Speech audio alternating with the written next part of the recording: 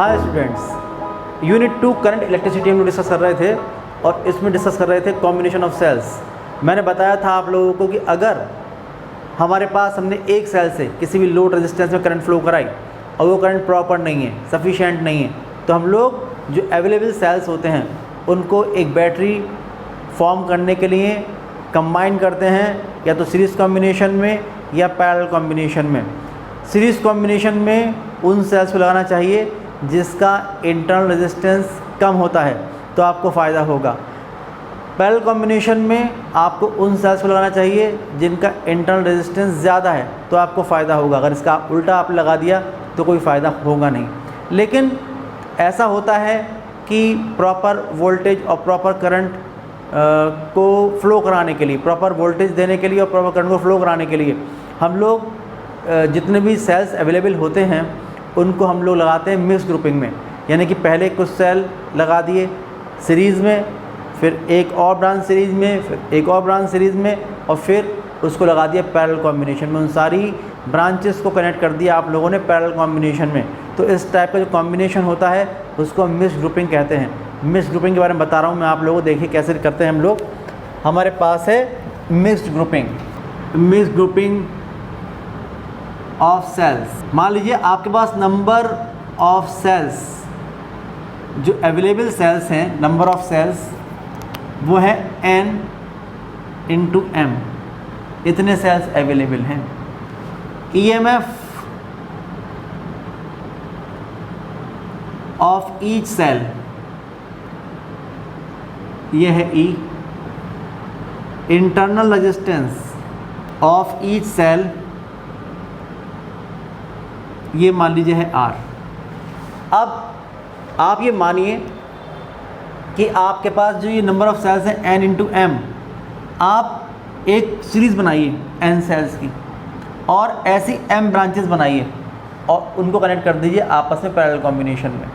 तो जो mix grouping है उसमें हम ये मानते हैं कि पहले देखिए, ये आपने एक सेल लिया, फर्स्ट सेल, फिर ये सेकंड सेल,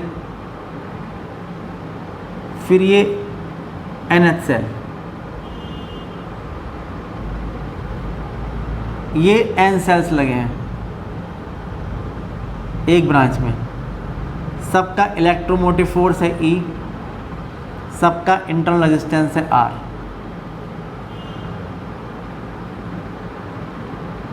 ये इस ब्रांच का फर्स्ट सेल है, ये इस ब्रांच का सेकंड सेल है,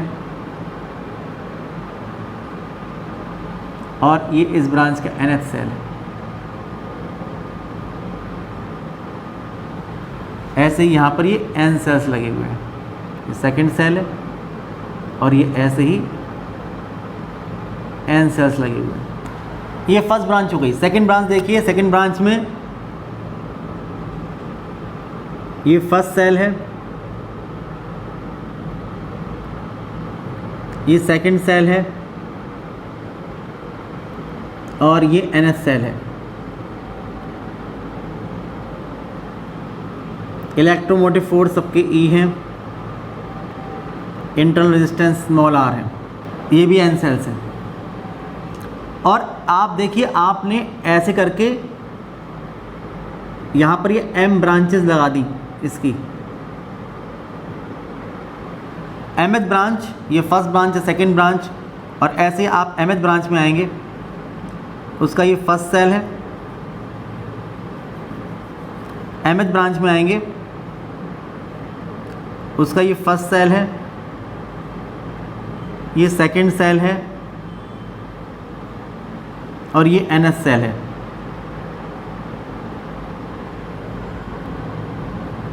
इलेक्ट्रोमोटिव फोर्स इसका भी E है, इसका भी E है, इसका भी E है।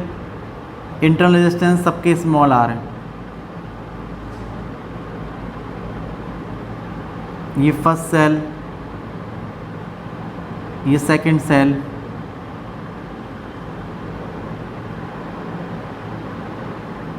और ये nth सेल। फिर इनको कनेक्ट कर दिया कंबाइंड पॉइंट, जो हमारे पास कॉमन पॉइंट है इनके बीच में। इसको कनेक्ट किया फर्स्ट ब्रांच को, फिर इस सेकंड ब्रांच को कनेक्ट किया, फिर ये लास्ट ब्रांच जो हमारे पास mth ब्रांच है, इसको कनेक्ट किया। अब आपके पास जो ये पॉइंट आया x और ये पॉइंट आया y, ये हो गए इस बैटरी के टर्मिनल्स। अब इन टर्मिनल्स के बीच में आपने वो लोड रेजिस्टेंस कनेक्ट कर दिया जिसमें आपको करंट फ्लो करानी है। तो आप देखिए कि ये लोड रेजिस्टेंस है, मान लीजिए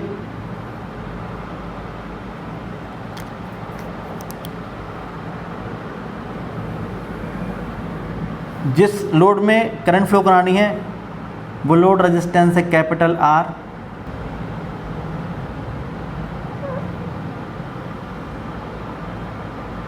ये आपने कनेक्ट कर दिया लोड रेजिस्टेंस R।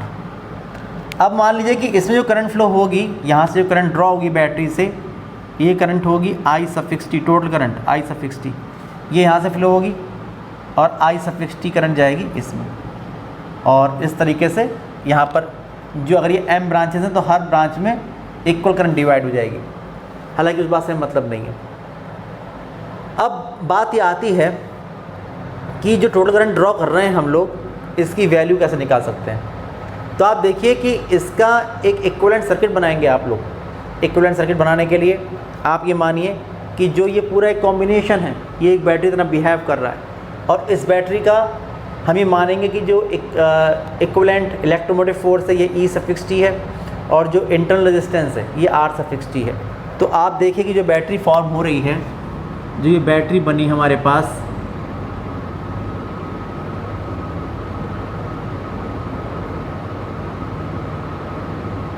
इसका इलेक्ट्रोमोटिव फोर्स है ET, इंटरनल रेजिस्टेंस है RT।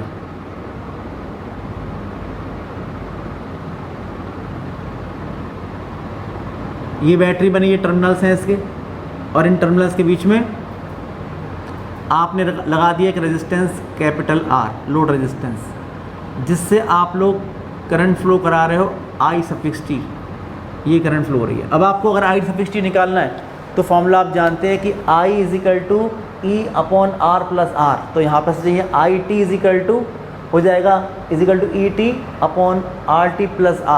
तो आपको ET और RT चाहिए। आपको जो नेट इलेक्ट्रोमोटिव फोर्स है वो चाहिए और जो नेट इंटरनल रेजिस्टेंस है वो चाहिए। कैसे निकाल सकते हैं आप देखिए। आप निकाल सकते हैं, आप लिखेंगे, समझने की बात है कि आप देखिए कि मैंने बताया था आपको प्रीवियस वीडियो में कि जो नेचर ऑफ इलेक्ट्रोमोटिव फोर्स होता है वो होता है पोटेंशियल का नेचर। तो अगर इस एक ब्रांच की हम बात कर रहे हैं तो आप देखिए इस ब्रांच में E, इसमें भी E और ऐसी n टाइम्स E। तो इसका कितना हो गया NE, इसका NE हो गया, ऐसे इसका NE हो गया, फिर इसका NE हो गया। अब ये NE, ये NE, ये NE m टाइम्स लगे हैं m ब्रांचेस में, ये NE यानी कि NE m टाइम्स लगे हैं पैरेलल कॉम्बिनेशन में।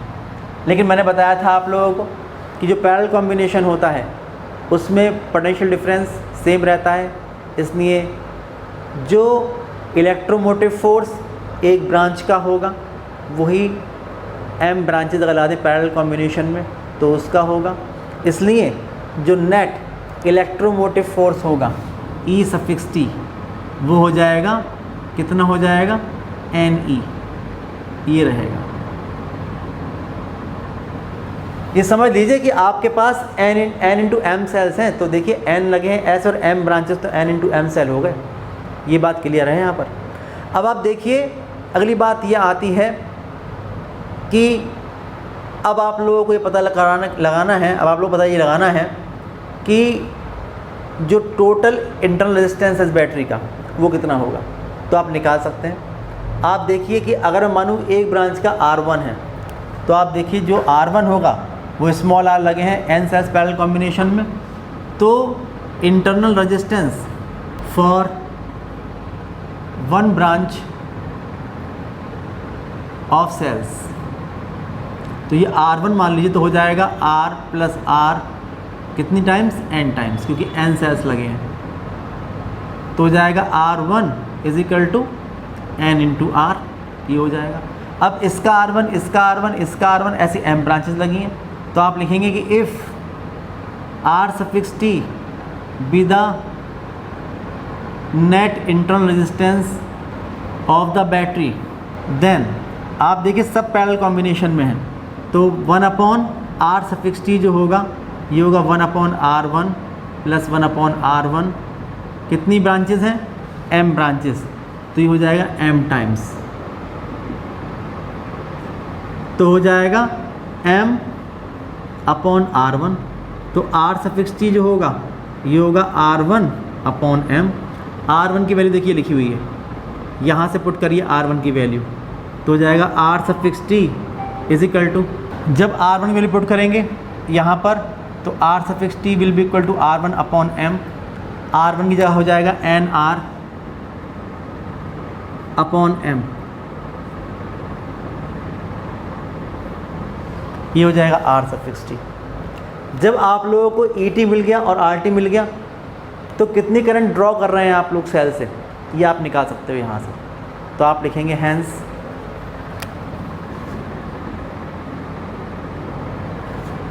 IT इज इक्वल टू होगी ET/R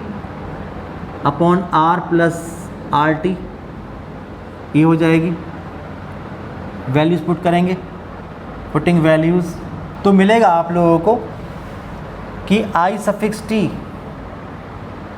इज इक्वल टू, जहाँ लिखा है ET ये होगा NE/R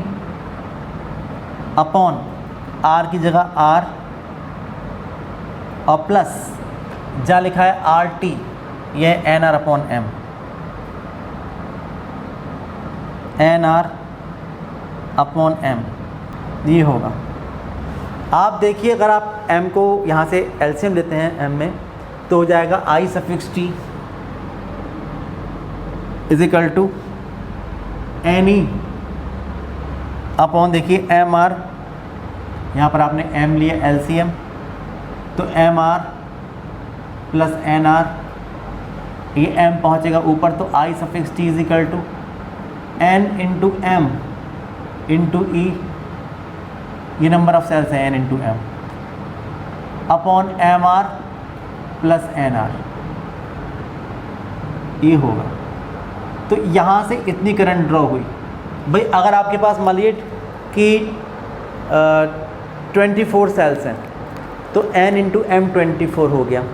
एक का इलेक्ट्रोमोटिव फोर्स कितना ये पता है आप लोगों को, कितना एक्सटर्नल रेजिस्टेंस है कितना इंटरनल रेजिस्टेंस है।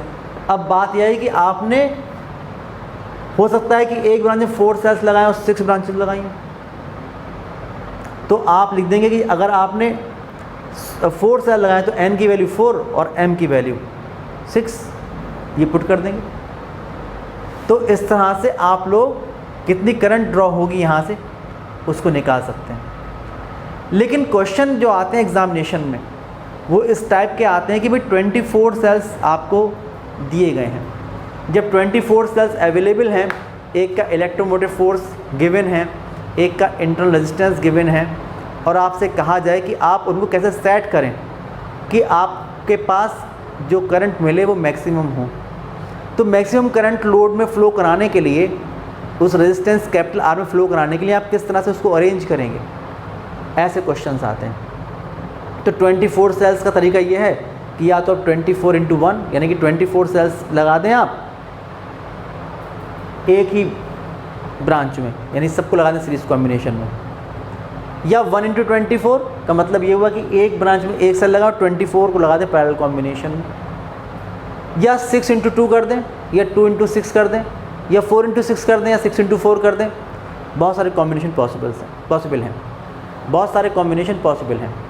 लेकिन आप जानते हैं कि जो करंट मैक्सिमम मिलेगी वो केवल एक ही कॉम्बिनेशन मिलेगी, और वो कॉम्बिनेशन के लिए आपको निकालना होता है कि N और M की वैल्यूज़ क्या हों।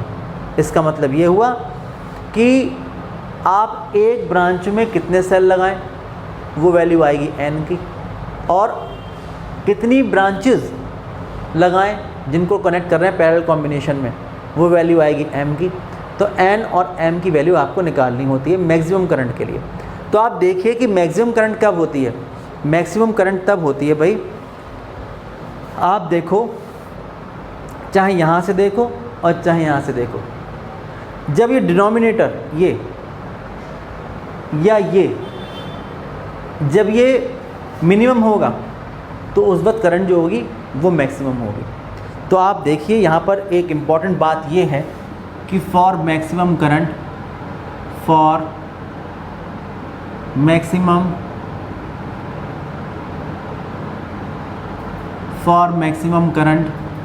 अगर आप चाहते हैं तो आप देखेंगे कि I T tends to I maximum, यानी कि उस वक्त जो टोटल करंट फ्लो हो रही है यहाँ पर वो मैक्सिमम होगी when M R plus N are, ये कितना होगा minimum.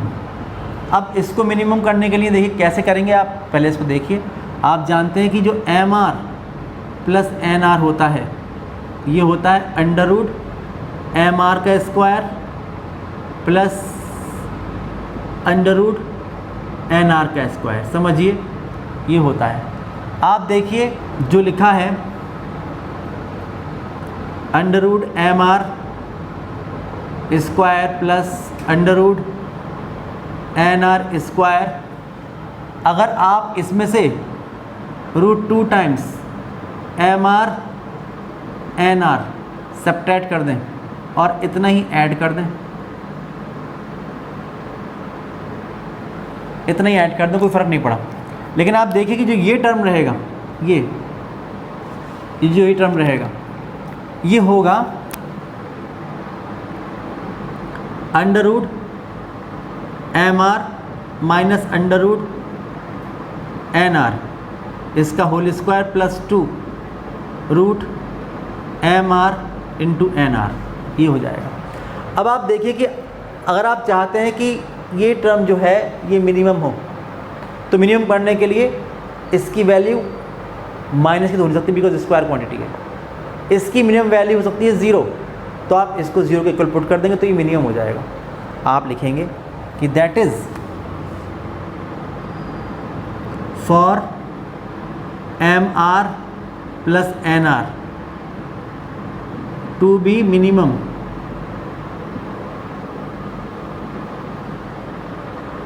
Under root M R minus under root N R इसका स्क्वायर ये 0 होना चाहिए।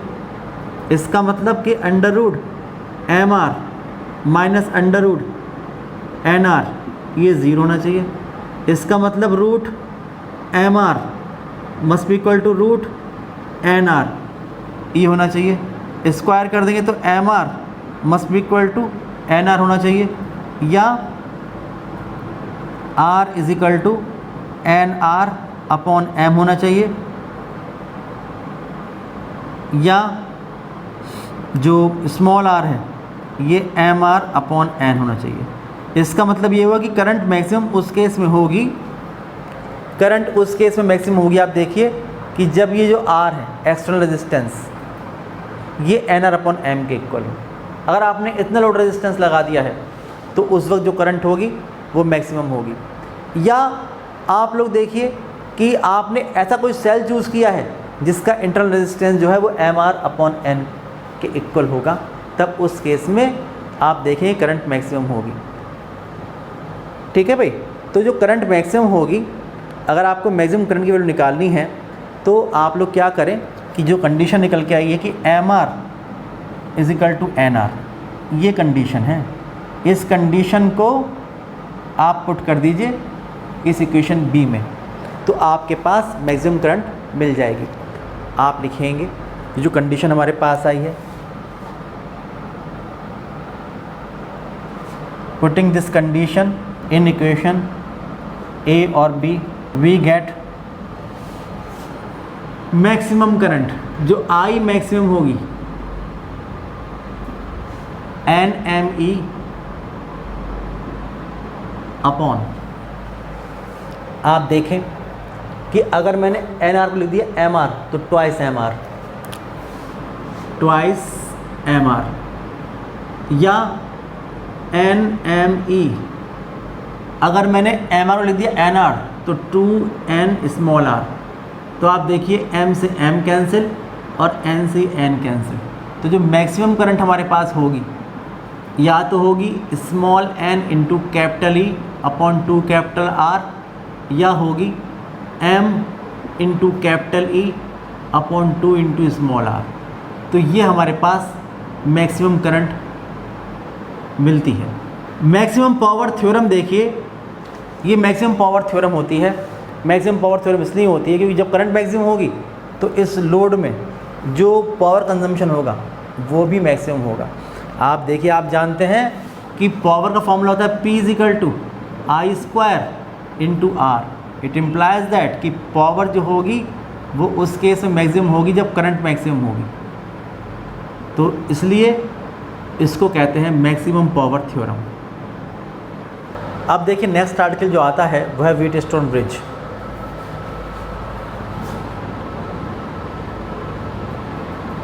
Wheatstone bridge. Wheatstone bridge, scientist Wheatstone ने 4 रेजिस्टेंसेस को स्क्वायर फॉर्म में लगाया।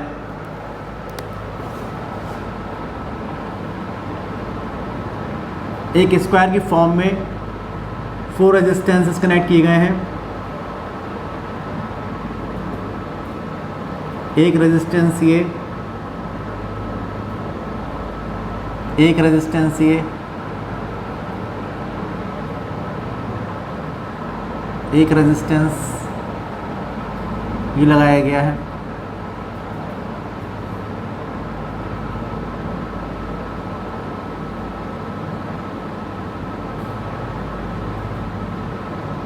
ये लगाए गए हैं। सपोज ये रेजिस्टेंस है P, ये रेजिस्टेंस है Q, ये रेजिस्टेंस है R, ये रेजिस्टेंस है S। ये 4 resistances in the form of square connect किए इन्होंने और A, B, C, D ये किया। इसके बाद आप देखिए इसके एक डायगोनल में, एक डायगोनल है AC, इसके बीच में इन्होंने लगाया एक cell with the help of a key K1।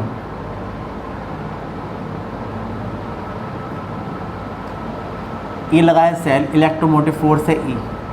और जो दूसरा डायगोनल है BD, इसके बीच में लगाया एक गैल्वेनोमीटर, ये लगाया और यहाँ पर की लगाई K2, ये लगाई की K2 ये लगा दी। तो ये जो अरेंजमेंट है इसे हम कहते हैं व्हीटस्टोन ब्रिज।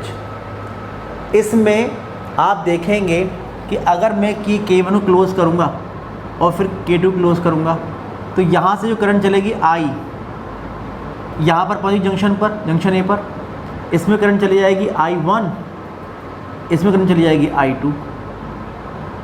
आप देखिए कि अगर इसका एक पार्ट यहाँ पर पहुँच के जंक्शन B पहुँचकर इसका एक पार्ट अगर मान लीजिए कि IX गया इसके अंदर, सपोज IX करंट चली जाती है इसके अंदर, तो इस वाली ब्रांच में जो करंट जाएगी वो जाएगी I1 माइनस IX, और यहाँ से करंट आ रही है I2, इसमें IX यहाँ से आएगी और I2 यहाँ से आएगी।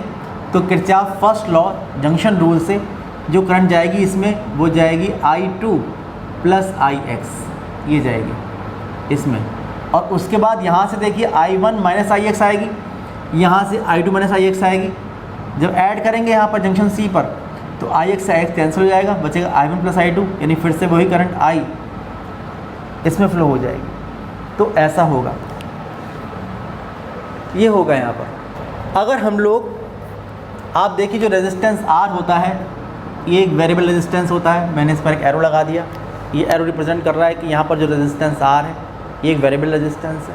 हम लोग बात कर रहे हैं बैलेंस कंडीशन की, कि जो व्हीटस्टोन ब्रिज होता है वो बैलेंस कब होता है। अगर हम लोग इस रेजिस्टेंस को वेरी करते चले जाएं तो आप देखेंगे जो करंट फ्लो हो रही है इसमें I2 उसमें चेंज होगा। और एक ऐसी कंडीशन आप लोगों को मिलेगी कि जब हम लोग इसको वेरी करते जाएंगे तो इसमें से जो करंट IX फ्लो हो रही है वो चेंज होगी लगातार, क्योंकि I2 चेंज होगी। और एक कंडीशन ऐसी मिलेगी हम लोगों को कि जब IX की वैल्यू जो होगी वो कितनी हो जाएगी, 0। जो IX करंट जो गैल्वेनोमीटर में फ्लो हो रही है ये ज़ीरो हो जाएगी, इसमें कोई करंट नहीं आएगी।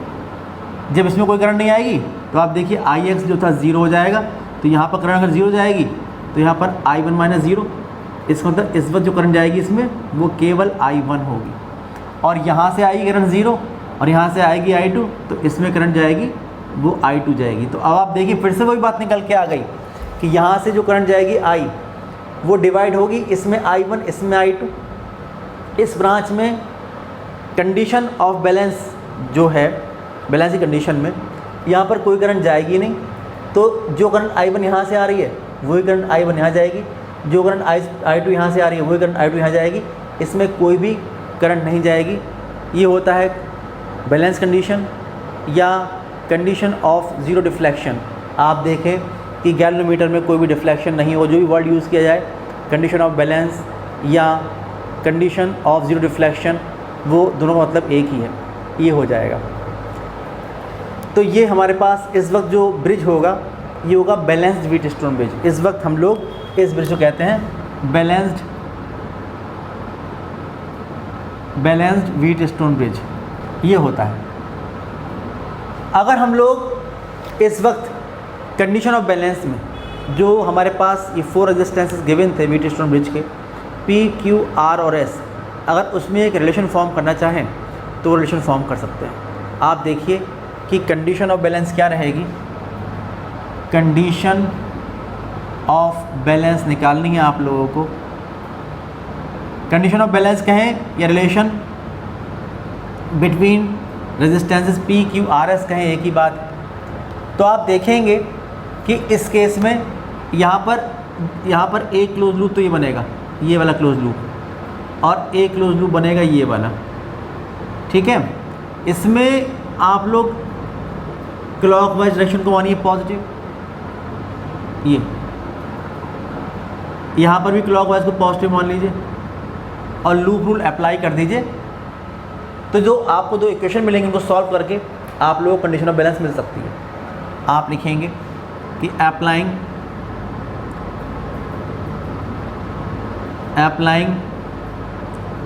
लूप रूल पहले इन क्लोज लूप 1। जब क्लोज लूप 1 में अप्लाई करेंगे तो आप देखिए क्या है, सिग्मा रूल क्या है, summation I R is equal to summation of E, ये रूल होता है। अगर आप इस रूल को अप्लाई करेंगे, sigma I R is equal to sigma E को अप्लाई करेंगे, आप देखिए ध्यान समझिए, आपने अप्लाई करना सीख लिया होगा, तो आप देखेंगे कि यहाँ पर एक रेजिस्टेंस ये है, गैल्वेनोमीटर का रेजिस्टेंस G है और एक रेजिस्टेंस R है। आप चलेंगे ऐसे, तो समेशन आई आर, एक टर्म ये, एक टर्म ये, एक टर्म ये 3 टर्म इतना आने चाहिए। तो आप लिखेंगे कि I1 into P plus 0 into जी,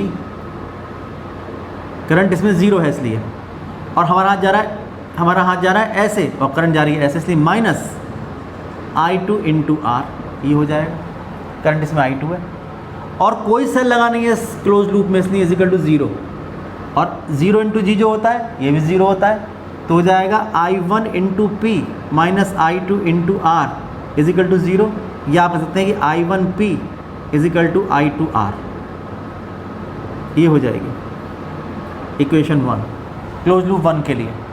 अब आ जाइए इन क्लोज लूप 2, इसमें भी लूप रूल अप्लाई कर दीजिए। इन क्लोज लूप 2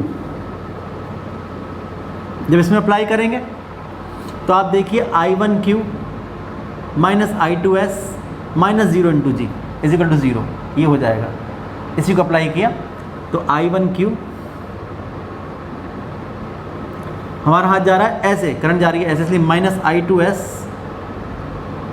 हमारा हाथ जा रहा है ऐसे, करंट मानिए ऐसे, तो इसलिए माइनस 0 इंटू जी, कोई साइन लगा नहीं है इसलिए 0 इंटू जी भी 0 हो गया, तो बचा I1Q minus I2S is equal to 0, इसको ले जाइए इधर, तो I1Q is equal to I2 into S,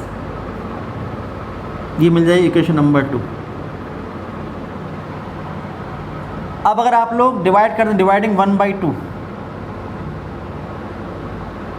dividing 1/2, तो मिलेगा I1P upon I1Q is equal to I2R upon I2S। I1 से I1, I2 से I2 कैंसिल, तो P upon Q is equal to R upon S, ये मिलेगा। और यह है कंडीशन ऑफ बैलेंस। यही जो निकल के आई है यही है कंडीशन ऑफ बैलेंस। इसका मतलब ये हुआ कि अगर आपने जो रेजिस्टेंसेस इस वक्त लगा रखे हैं इनका इस तरह से रेशियो है कि P upon Q equal to R upon S है, तो इसमें कोई करंट जाएगी नहीं। आप कहेंगे रीज़न क्या है? रीज़न ये है इसका कि आप देखिए करंट का फ्लो नहीं होती है, करंट का फ्लो नहीं होती है, पोटेंशियल डिफरेंस ज़ीरो होता है। तो उस वक्त पॉइंट B और पॉइंट D के बीच पोटेंशियल डिफरेंस जो होगा वो ज़ीरो हो गया होगा, इसलिए कोई भी करंट फ्लो नहीं हुई होगी, फ्लो ही नहीं होगी जब V ज़ीरो होगा। VBD यानी कि VB माइनस VD, इसका मतलब B पॉइंट और D पॉइंट जो होंगे वो सेम पोटेंशियल पर आ जाएंगे, इसलिए पोटेंशियल डिफरेंस ज़ीरो हो जाएगा। आप सोचेंगे कैसे पता लगेगा?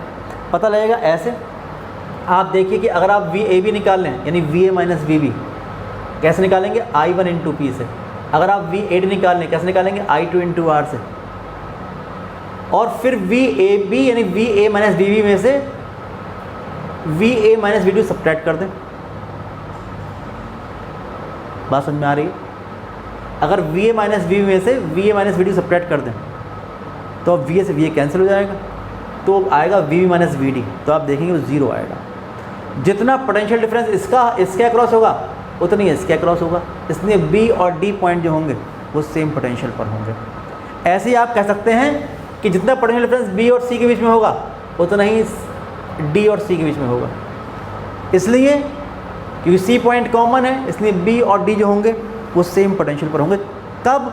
कंडीशन ऑफ बैलेंस में, जब P upon Q is equal to R upon S होगा तो करंट का डिस्ट्रीब्यूशन इस तरह से होगा कि इसमें कोई करंट जाएगी नहीं, B पॉइंट और D पॉइंट सेम पोटेंशियल पर होंगे उस वक्त जब हमारा व्हीटस्टोन ब्रिज जो होगा वो बैलेंस होगा। तब आप देखिए कि यहाँ पर अगर आपको ये जो होता है ये होता है नॉन रेजिस्टेंस, बिकॉज इसको आप वेरी कर रहे हैं। जो रेजिस्टेंस S होता है इसे हम कहते हैं अननोन रेजिस्टेंस S। तो आप देखिए कि अगर आपको अननोन रेजिस्टेंस S निकालना है तो S इज इक्वल टू होगा R into Q upon P, ये होगा अननोन रेजिस्टेंस। तो इसलिए देखिए अगर आप लोगों को अननोन रेजिस्टेंस निकालना है, S निकालना है, तो आपको एक तो R पता होना चाहिए, कितना नॉन रेजिस्टेंस पता होना चाहिए, और Q और P का रेशो पता होना चाहिए। इसलिए जो P और Q आर्म्स होती हैं इनको हम रेशो आर्म्स कहते हैं। जो रेजिस्टेंस R होता है इसको नॉन रेजिस्टेंस कहते हैं, जो रेजिस्टेंस S होता है इसको हम अननोन रेजिस्टेंस कहते हैं। इसके अलावा आप देखिए कि इस जो हमारे पास ये व्हीटस्टोन ब्रिज है इस पर बेस्ड बहुत सारे एक्सपेरिमेंट हैं, हम पढ़ेंगे इनके बारे में। मीटर ब्रिज और पोस्ट ऑफिस बॉक्स, और इनकी सेंसिटिविटी सबसे अच्छी तब होती है जब ये जो चारों resistance P, Q, R, S होते हैं ये सेम ऑर्डर के होते हैं। अगर ये सेम ऑर्डर के नहीं हैं तो फिर व्हीटस्टोन ब्रिज पर जो भी बेस्ड एपरेटस होगा वो सेंसिटिव नहीं होगा। उससे अगर आप लोग अननोन रेजिस्टेंस निकालेंगे या निकालेंगे स्पेसिफिक रेजिस्टेंस तो उसमें एरर आएगी। इसके अलावा एक और बहुत ही इंपॉर्टेंट क्वेश्चन आता है, वो क्वेश्चन ये आता है कि अगर मैं जो BD ब्रांच कनेक्शन है और जो AC ब्रांच कनेक्शन है अगर उसको आपस में इंटरचेंज कर दूं तब क्या होगा? क्या मतलब हुआ? मतलब ये हुआ, नोट में बता दूं मैं आप लोगों को कि अगर ये चार रेजिस्टेंस लगे हैं P, Q, R, S, P, Q, R,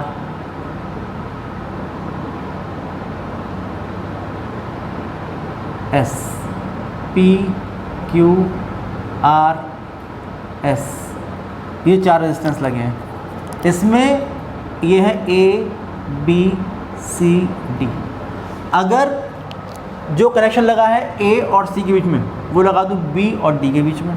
क्या लगा हुआ है? ए और सी में लगा हुआ है एक सेल, मैं लगा दूँ यहाँ पर।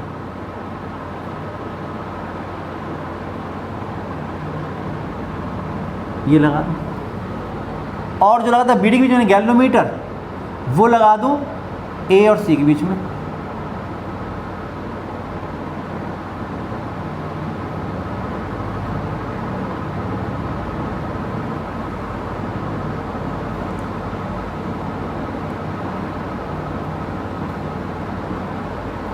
तो कंडीशन ऑफ बैलेंस पर कोई असर पड़ेगा नहीं। अगर हम लोग बी, जो कंडीशन ऑफ बैलेंस है, बैलेंस की कंडीशन में अगर हम बी डी और ए सी ब्रांच कनेक्शन को आपस में इंटरचेंज कर देते हैं, क्वेश्चन आता है एग्जामिनेशन में, ध्यान रखिएगा, तो फिर जो कंडीशन ऑफ बैलेंस है, यानी कि आपके पास जो वीट स्टोन ब्रिज रहेगा वो अभी बैलेंस्ड रहेगा। मतलब जो गैल्वेनोमीटर है उसमें भी करंट जीरो आएगी, कोई करंट फ्लो नहीं होगी उससे। क्योंकि ऐसा करने पर अगर हम लोग ए सी और बी डी जो डायगोनल हैं, इन ब्रांचेस के बीच के कनेक्शन को आपस में इंटरचेंज कर देते हैं, तब भी जो बैलेंस की कंडीशन है वो एज इट इज़ रहती है, उस पर कोई फ़र्क पड़ता नहीं है। इसलिए जो बी डी और ए सी ब्रांचेस होती हैं उनको हम कॉन्जुगेट आर्म्स कहते हैं। अगर आप इससे भी निकालेंगे तो भी आप देखेंगे कि यही कंडीशन ऑफ बैलेंस निकल के आएगी। एक और इम्पॉर्टेंट बात मैं आपको बताऊं, पहली बात बताऊं मैं आपको कि अगर कभी आता है एग्जामिनेशन में जो क्वेश्चन आते हैं रेजिस्टेंस निकालने के लिए, मान लीजिए मैं आपसे कहूं कि भाई ये रेजिस्टेंस 2 ओम, ये 4 ओम, उसके बाद ये 4 ओम, ये 8 ओम और ये 6 ओम, और आपसे कहा जाए रेजिस्टेंस बताओ कितना होगा, तो आप देखेंगे 2/4 जो आया वो आया 1/2, 4/8 ये भी आया 1/2। तो क्योंकि जो कंडीशन ऑफ बैलेंस है आप देखेंगे कि ये यहाँ पर सेटिस्फाइड है। जब कंडीशन ऑफ बैलेंस सेटिस्फाइड होगी तो जो 6 ओम का रेजिस्टेंस लगा गैल्वेनोमीटर का, उसमें कोई करंट जाएगी नहीं। जब कोई करंट जाएगी नहीं उसमें, तो जो ये रेजिस्टेंस है बी डी ब्रांच का, जो भी रेजिस्टेंस है वो सर्किट में इनफेक्टिव होगा। इसलिए आप इसको हटा के 2 और 4 को यानी पी और क्यू को लगाएंगे सीरीज़ कॉम्बिनेशन में, आर और एस को लगाएंगे सीरीज़ कॉम्बिनेशन में, और क्यू करंट जा रही है इसमें ऐसे, इसमें ऐसे, यानी जो पोटेंशियल डिफरेंस इसके अक्रॉस है वही पोटेंशियल डिफरेंस इसके अक्रॉस है। इसलिए दोनों ब्रांचेज यानी कि पी क्यू का रिजल्टेंट और आर एस का रिजल्टेंट जो होगा वो आपस में होगा पैरेलल कॉम्बिनेशन में। इस तरह से आपको निकालना चाहिए, निकालेंगे इस तरह से क्वेश्चन आप लोग करेंगे तो। लेकिन आप देखिए कि यही जो रूल है बैलेंस वीट स्टोन ब्रिज वाला, ये एप्लीकेबल है इन केस ऑफ कैपेसिटर्स। आप देखिए, मैं बता दूं नोट में आप लोगों को कि अगर आप लोगों को एक ये गिवन है wheat stone bridge of capacitors की हम लोग बात कर रहे हैं। सपोज ये रेजिस्टेंस, ये कैपेसिटेंस सी पी, ये सी क्यू, ये सी आर, ये सी एस और ये सी जी, ये है, और यहाँ पर लगी है कोई सेल या कोई बैटरी जिसका वोल्टेज है मान लो V, ठीक है। तो यहाँ पर जो ये भी एक वीट स्टोन ब्रिज होगा कैपेसिटर्स का। आप देखिए कि यहाँ पर जो कंडीशन ऑफ बैलेंस होगी, कंडीशन ऑफ बैलेंस यहाँ पर ही वैसी रहेगी कि C P upon C Q equal to C R upon C S. क्या मतलब हुआ? मतलब ये हुआ कि अगर ये पॉइंट है A, ये है B, ये है C और ये है D, अगर ये कंडीशन सेटिस्फाइड है कि C P upon C Q equal to C R upon C S, तो फिर जो पॉइंट B और D होंगे वो सेम पोटेंशियल पर होंगे। इसलिए इनके बीच पोटेंशियल डिफरेंस कितना हुआ? 0 होगा। जब पोटेंशियल डिफरेंस 0 होगा तो Q equal to C V होता है, इसलिए इस ब्रांच में कोई भी चार्ज जाएगा नहीं। जो भी चार्ज जाएगा नहीं, तो आप देखिए कि जो भी पोटेंशियल डिफरेंस आप अप्लाई कर रहे हो वो अप्लाई हो रहा है इस पर, जो चार्ज आएगा यानी जो पोटेंशियल डिफरेंस है वो इसके अक्रॉस और इसके अक्रॉस सेम है। तो जो चार्ज आएगा, अगर Q चार्ज है तो अगर Q1 इस पर है तो Q1 इस पर होगा, Q2 इस पर है तो Q2 इस पर होगा।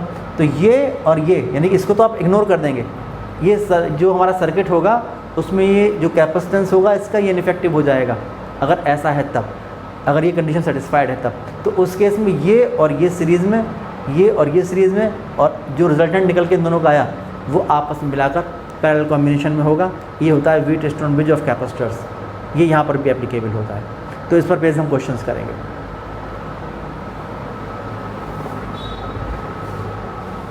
आज के वीडियो में इतने रखते हैं।